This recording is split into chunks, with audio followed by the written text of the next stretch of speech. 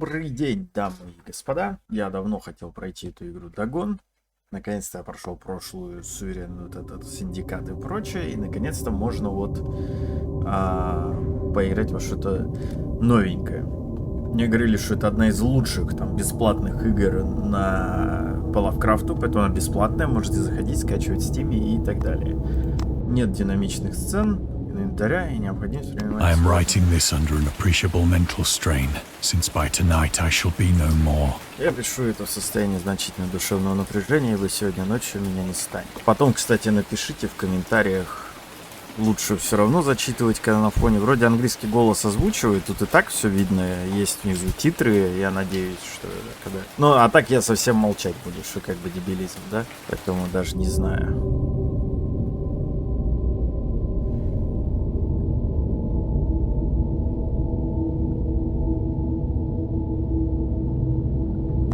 Нужно внимательно осматривать. Penniless, and at the end of my supply of the drug which alone makes life endurable, I can bear the torture no longer, and shall cast myself from this garret window into the squalid street below. Так, осуждаю такие мысли. Он говорит, что без гроша в кармане и на исходе запасов вещества, благодаря которому моя жизнь представлялась хоть немного сносной, я более не в состоянии терпеть эту пытку. За неимением причин жить, я окончу существование там, на грязной улице, выбросившись из чердачного окна. Do not think from my slavery to morphine that I am a weakling or a degenerate. Не думайте, что я слабый человек или дегенерат, коли нахожусь в рабской зависимости от моря. When you have read these hastily scrawled pages, you may guess, though never fully realize, why it is that I must have forgetfulness or death. Ну, в принципе, да. Видимо, его что-то тревожит такое, без чего он не может не употреблять морфий, чтобы, видимо, уснуть там. It was in one of the most open and least frequented parts of the broad Pacific that the packet of which I was supercargo fell into the German sea raider. Он служил на каком-то корабле в те времена. И, видимо, что-то такое страшное увидел, да? Уж войну. The Great War was then at its very beginning, and the ocean forces of the Hun had not completely sunk to their later degradation. Первые дни Первой мировой войны. Гунны еще не начали гнить изнутри. So that our vessel was made a legitimate prize, whilst we of her crew were treated with all the fairness and consideration due us as naval prisoners.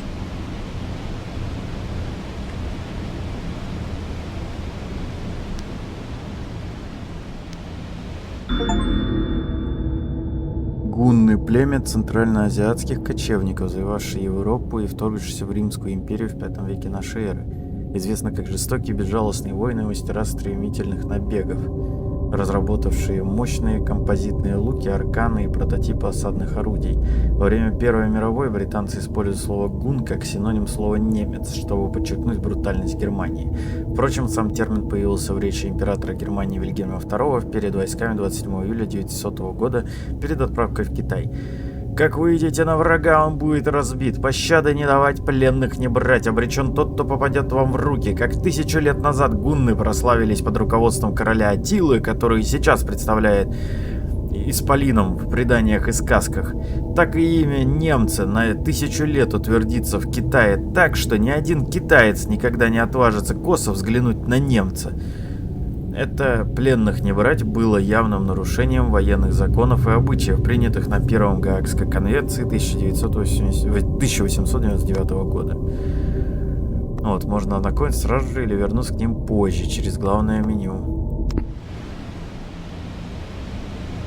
Что еще тут можно осмотреть?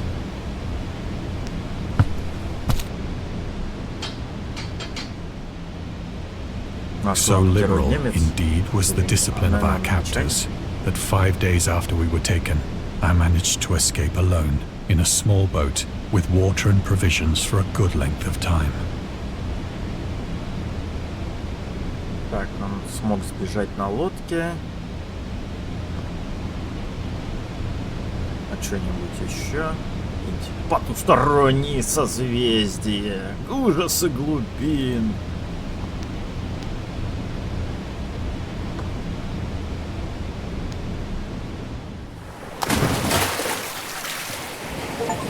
When I finally found myself adrift and free, I had but little idea of my surroundings. Never a competent navigator, I could only guess vaguely by the sun and stars that I was somewhat south of the equator. Of the longitude, I knew nothing, and no island or coastline was in sight. Полоску берега, куда-то плывет, не понимает куда, вроде ничего нет. The weather kept fair, and for uncounted days I drifted aimlessly beneath the scorching sun, waiting either for some passing ship or to be cast on the shores of some habitable land. But neither ship nor land appeared, and I began to despair in my solitude upon the heaving vastness of unbroken blue. The change happened whilst I slept.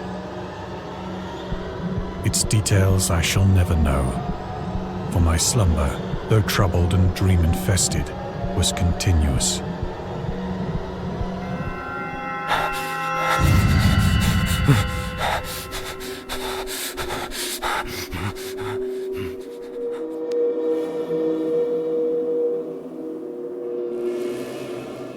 Щупальца в игре — это как-то немножко так театрально, конечно. When at last I awoke, it was to discover myself half sucked into a slimy expanse of hellish black mire, which extended about me in monotonous undulations as far as I could see, and in which my boat lay grounded some distance away. Though one might well imagine that my first sensation would be of wonder at so prodigious and unexpected a transformation of scenery, I was in reality more horrified than astonished. For there was in the air and in the rotting soil a sinister quality which chilled me to the very core. The region was putrid with the carcasses of decaying fish and of other less describable things which I saw protruding from the nasty mud of the unending plain.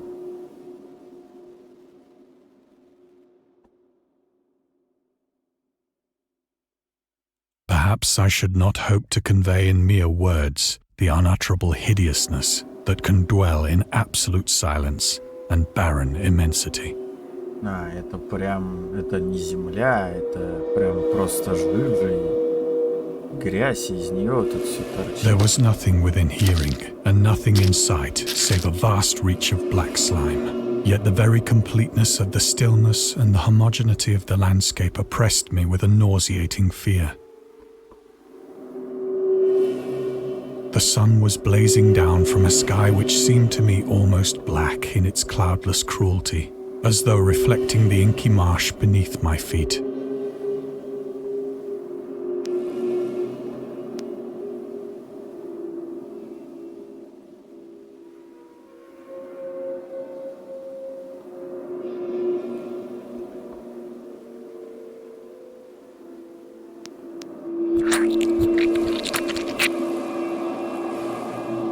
As I crawled into the stranded boat, I realized that only one theory could explain my position.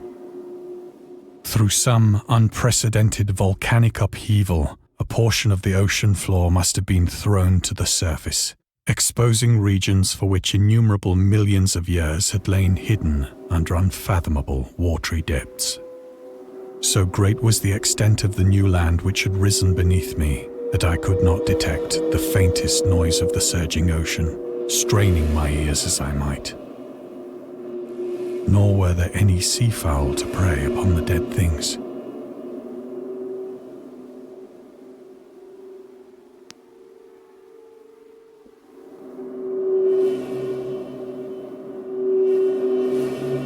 Это такое какое-то космическое уже. For several hours I sat thinking or brooding in the boat, which lay upon its side and afforded a slight shade as the sun moved across the heavens.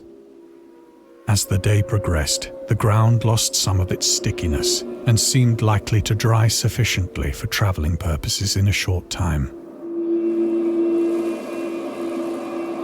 That night I slept but little, and the next day I made for myself a pack containing food and water, preparatory to an overland journey in search of the vanished sea and possible rescue. On the third morning, I found the soil dry enough to walk upon with ease. The odor of the fish was maddening, but I was too much concerned with graver things to mind so slight an evil, and set out boldly for an unknown goal.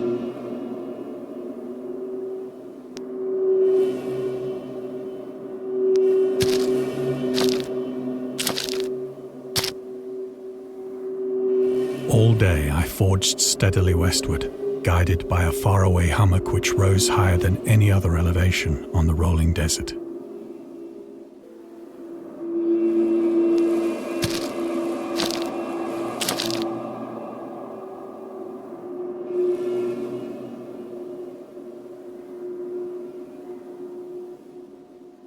Вот это вот что торчит такое?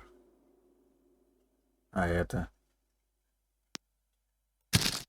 Такого в океане не водится. That night I encamped, and on the following day still travelled toward the hummock, though that object seemed scarcely nearer than when I had first espied it. Видимо, она очень большая, раз ты не приблизился к цели. Ну, либо время и пространство. Вот это вот что. Почему оно такое огромное? Оба-на. Создатель мифа Ктулху и вымышленного подводного города Рельеф считал, что на дне океана жизни быть не может из-за давления водяной толщи. Сейчас мы знаем, что в самых темных глубинах океана живет множество любопытных организмов. Самая глубоководная рыба, известная в науке, марианская морской слизень, может жить на глубине около 8000 метров под уровнем моря в непроницаемой тьме и под адским давлением, в сотни раз превышающим давление на поверхности. Глядя на современные фото глубоководных тварей, таких как удильщик, саблезуб и хаулиот, с их поистине лавкрафтовским обликом, трудно не отметить иронию ситуации.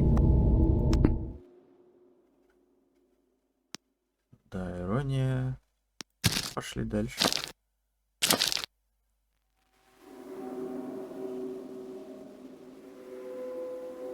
By the fourth evening, I attained the base of the mound, which turned out to be much higher than it had appeared from a distance.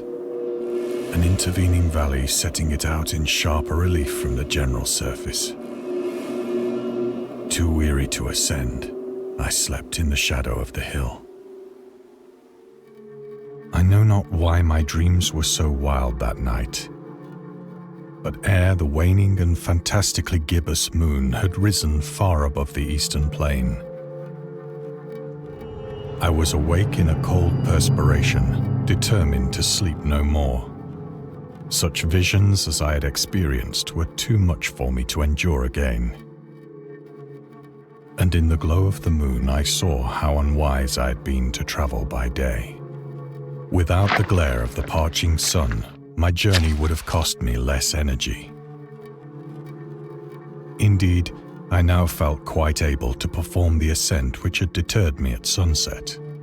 Picking up my pack, I started for the crest of the eminence. Чтобы лучше разглядеть горизонт, что ли, решил там наверх немножко посмотреть. Что-то тут. I have said that the unbroken monotony of the rolling plain was a source of vague horror to me. But I think my horror was greater when I gained the summit of the mound and looked down the other side into an immeasurable pit or canyon, whose black recesses the moon had not yet soared high enough to illumine.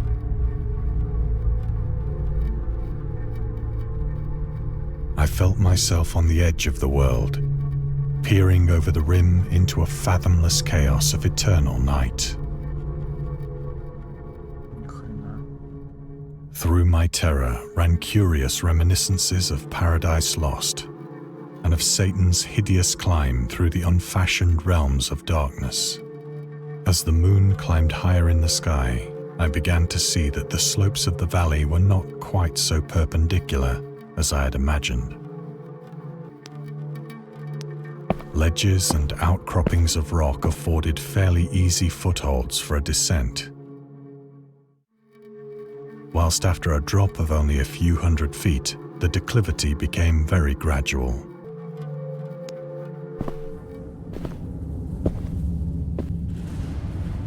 Urged on by an impulse which I cannot definitely analyze, I scrambled with difficulty down the rocks and stood on the gentler slope beneath.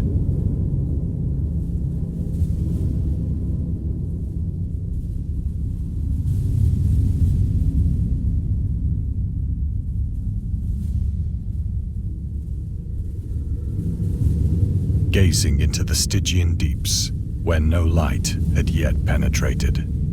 All at once, my attention was captured by a vast and singular object on the opposite slope, which rose steeply about 100 yards ahead of me. An object that gleamed whitely in the newly bestowed rays of the ascending moon. Надо свет выключить в комнате, чтобы страшнее стало. Еще и без света, в темноте, ночью давайте. А что это?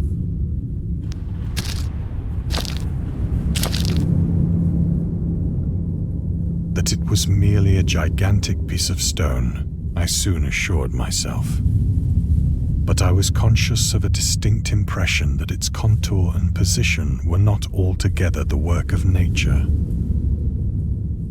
A closer scrutiny filled me with sensations I cannot express.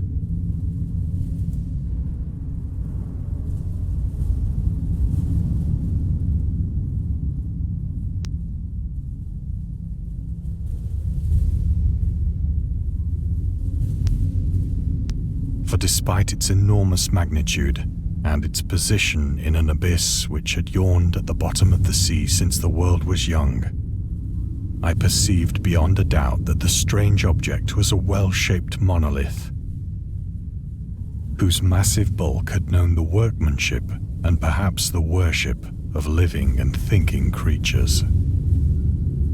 Dazed and frightened, yet not without a certain thrill of the scientist's or archaeologist's delight, I examined my surroundings more closely.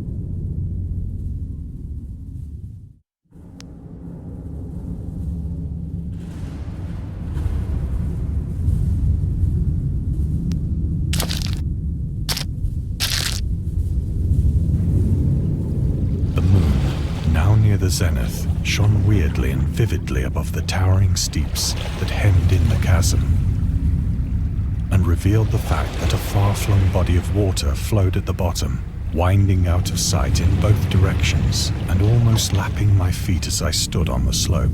На нем какие-то картинки. Интересно, вода-то хоть пресная? Across the chasm, the wavelets washed the base of the cyclopean monolith, on whose surface I could now trace both inscriptions and crude sculptures.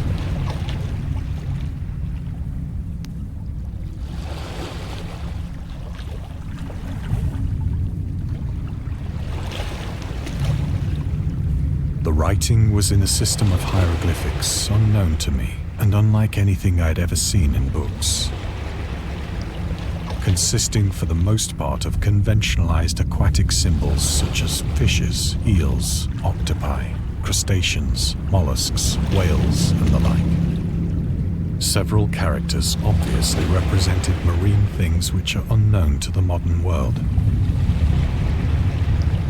but whose decomposing forms I had observed on the ocean-risen plain. It was the pictorial carving, however, that did most to hold me spellbound.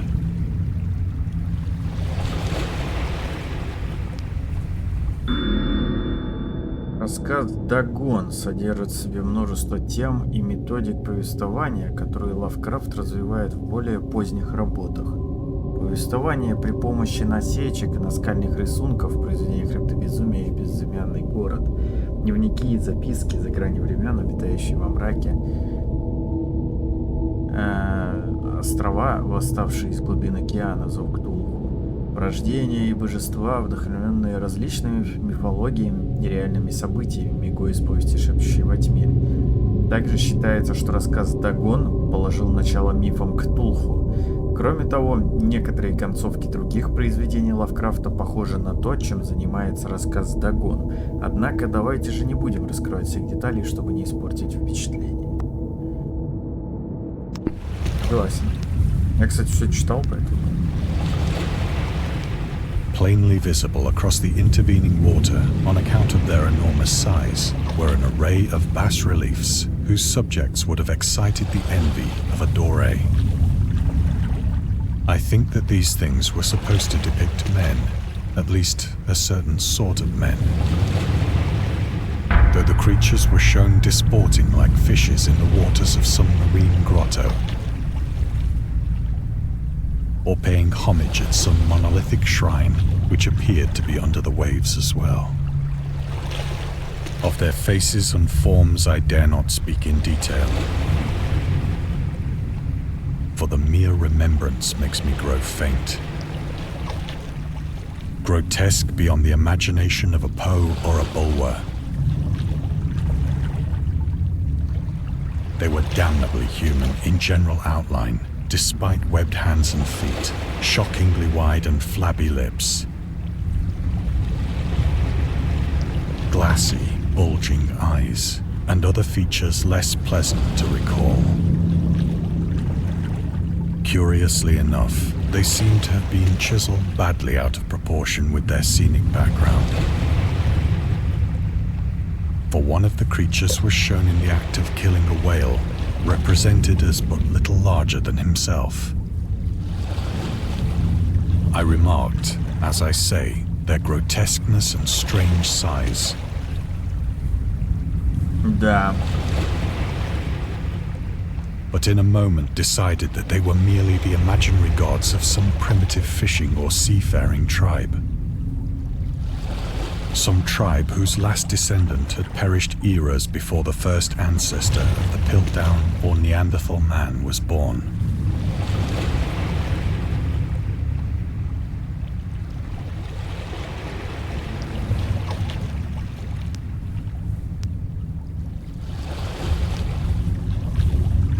Awestruck at this unexpected glimpse into a past beyond the conception of the most daring anthropologist,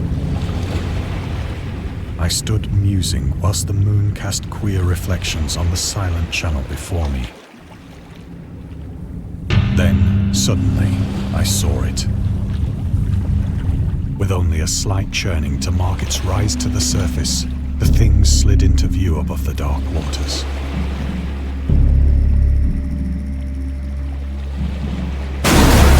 Polyphemus-like and loathsome, it darted like a stupendous monster of nightmares to the monolith, about which it flung its gigantic scaly arms, the while it bowed its hideous head and gave vent to certain measured sounds.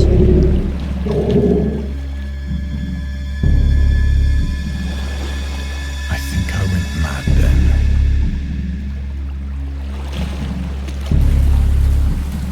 Of my frantic ascent of the slope and cliff, and of my delirious journey back to the stranded boat, I remember little.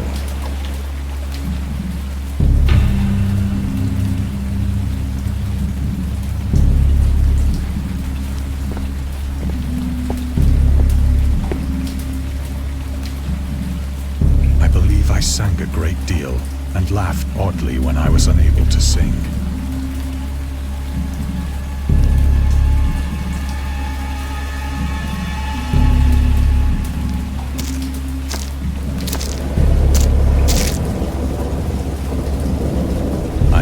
Distinct recollections of a great storm sometime after I reached the boat.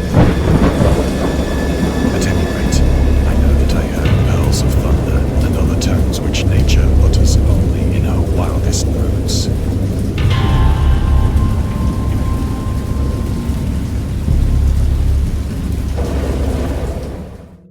When I came out of the shadows, I was in a San Francisco hospital, brought thither by the captain of the American ship which had picked up my boat in mid-ocean. In my delirium, I had said much, but found that my words had been given scant attention. Of any land upheaval in the Pacific, my rescuers knew nothing. Nor did I deem it necessary to insist upon a thing which I knew they could not believe.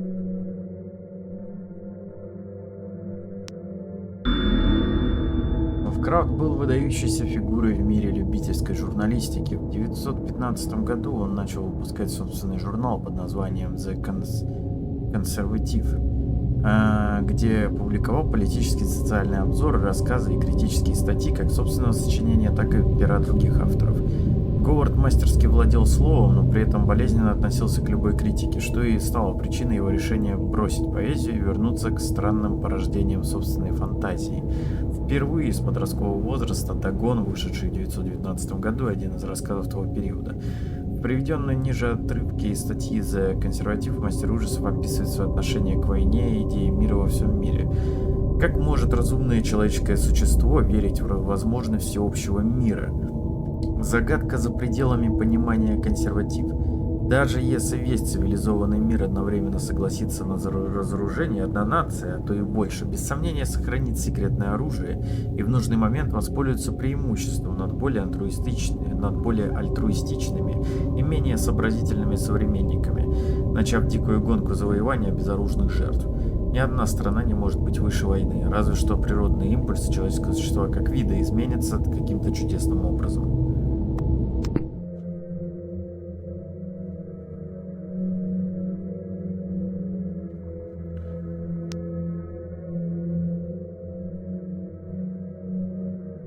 Меняться надо в голове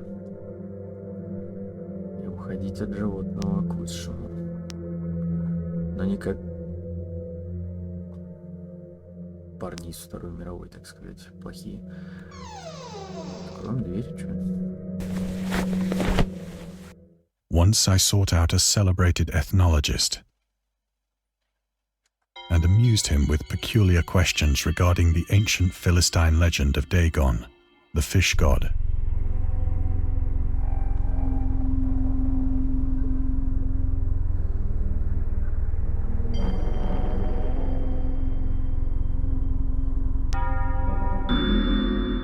Дагон был главным божеством в пантеоне филистимлян.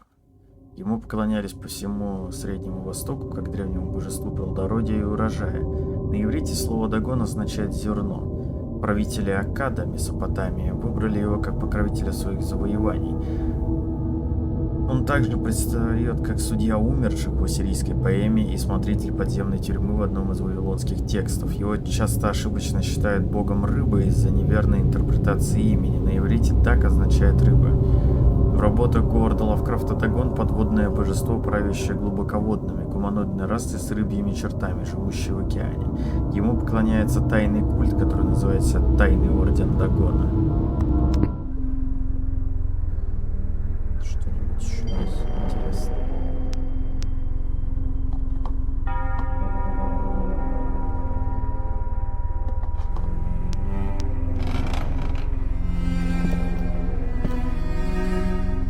But soon perceiving that he was hopelessly conventional, I did not press my inquiries.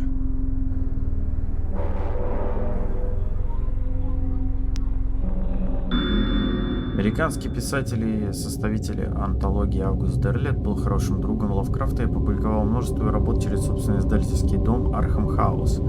Несмотря на то, что Август Дерлет внес большой вклад в популяризацию работ писателя, после его смерти он часто принимал довольно противоречивые решения. Одним из наиболее спорных вопросов стало внедрение в мифы Ктулху доктрины о добре и зле. Дерлет был убежденным католиком, что отличалось от видения мира самим автором, а также от его подхода к космическим ужасам. В результате современные читатели часто неверно интерпретируют произведения Лавкрафта. Следует также отметить, что сам мастер ужасов никогда не был заинтересован в создании мифологии, а термин «мифы Ктулху» был придуман Августом Дерлетом уже после кончины автора. Ну да, я тоже так, когда читаешь конкретно рассказы Лавкрафта, там вообще нет ничего о том, что Бог тебе как-то может помочь, или другие боги, или какие-то там более добрые силы во вселенной. Там четко мы на планете Земля, какая-то молодая раса людей, которая в этой галактике никому вообще не вперлась, и там какие-то древние миллиардолетние создания, и какие-то там расы Ктулху там и прочее, они правят этим всем. Возможно, есть что-то выше их даже там и прочее. Но мы настолько незначительны и настолько нам мало лет, что мы, ну, просто песчинка, и поэтому нам не поможет ничего, в принципе. И далекий космос, который может там время от времени проявляться как-то, и там рельеф с глубин океана встает и прочее, да, это мы в сравнении с космосом ничто. Это была четкая позиция Лавкрафта по поводу того, что как именно мифы отражаются. В то время как открываешь любую настолку или современные какие-то компьютерные игры, естественно, чтобы был, видимо, какой-то баланс сил, уходят от ужаса к экшену, когда тебе там может раздаться распятие, там, которым ты убиваешь всяких там тварей Лавкрафта, где, условно говоря, ты можешь попросить какие-то добрые силы там других богов добрых и прочее, да, и тоже из категории там лавкрафтианских вот этих мифов, и они тебе помогут, и в принципе как будто бы сыщики, которые являются главными героями там тех или иных историй, могут противостоять древнему злу, в то время как у Лавкрафта они могут лишь бояться, бежать и, дай бог, хоть что-то на долю процентов понять из того, что вообще происходит. Дай бог, там какой-нибудь профессор Эрмитаж кого-нибудь спасет. Да, все остальное, это, ну, просто люди не смогут с этим бороться. Нам единственное, в чем может повести, что несколько миллионов лет кряду мы останемся незамеченными для этого всего и сможем, ну, как-то возвыситься и условно дать отпор. А до этого мы, условно говоря, не больше, чем какие-то самые простейшие организмы, которые недавно появились в галактике.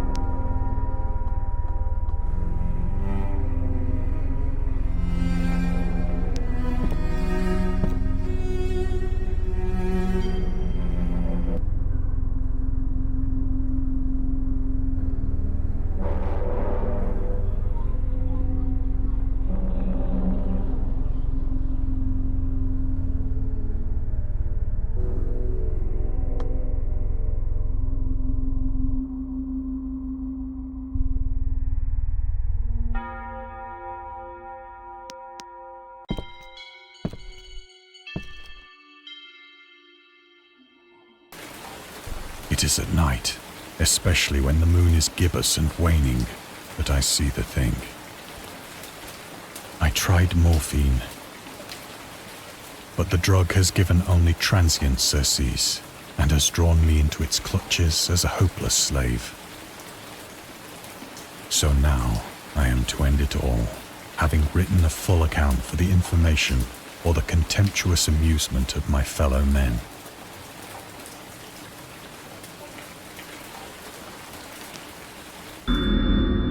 Лавкрафт ненавидел табак. Он курил 12 лет, чтобы выглядеть и чувствовать себя взрослым, но в переписке с Райнхартом Кляйнером утверждает, что бросил, как только вырос из детских штанишек. Так же, как видно из письма к Зелии Браун, у него было твердое мнение относительно алкоголя. Что касается выпивки, то я никогда не пробовал это отравляющее зелье и впредь не намерен силу сильнейшего эстетического неприятия любого явления, огрубляющего тонкое естественное равновесие человеческого интеллекта и воображения. Алкоголь делает меня еще более отвратительным, поэтому я не пью.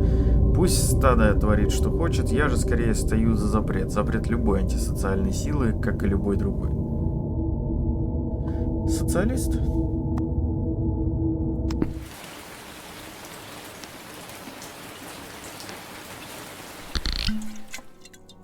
Often, I ask myself if it could not all have been a pure phantasm.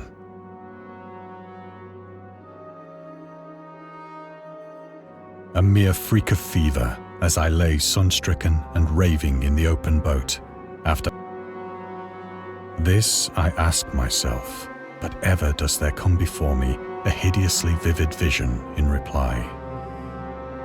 I cannot think of the deep sea without shuddering at the nameless things that may at this very moment be crawling and floundering on its slimy bed, worshipping their ancient stone idols and carving their own detestable likenesses on submarine obelisks of water-soaked granite.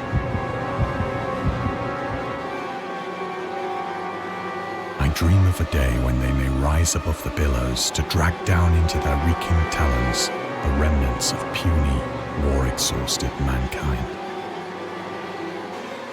Of a day when the land shall sink and the dark ocean shall ascend amidst universal pandemonium.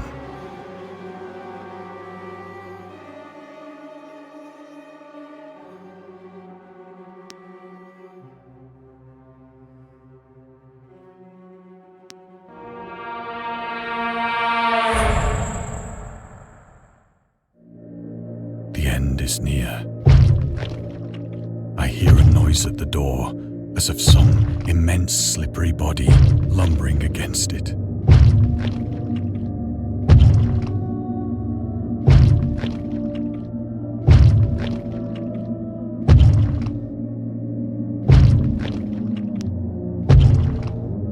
Я дверь не открою.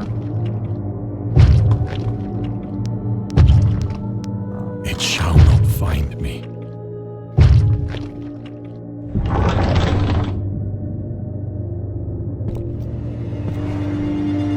God, that hand!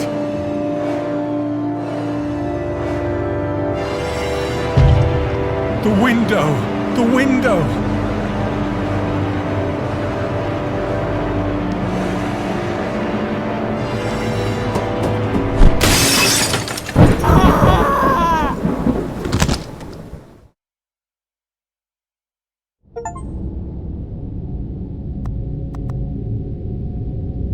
Вот и все, ребята. Здесь еще есть 3 допика, они уже там денег стоят условно, как я понял. Это тоже какие-то, видимо, рассказы, которые приложены на игровые рельсы.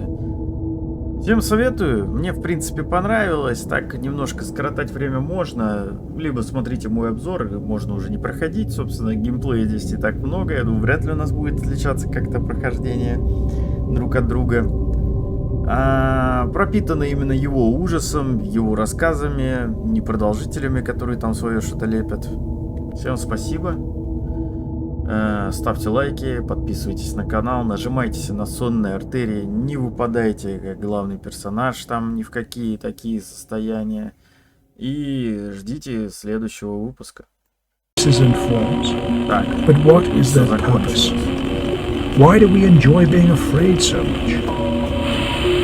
During our therapy, I'll try to...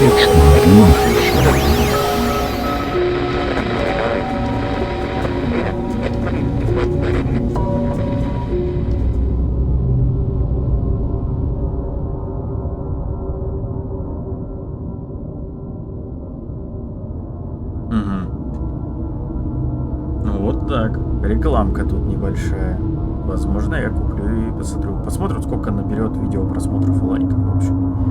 А теперь точно. Всем пока.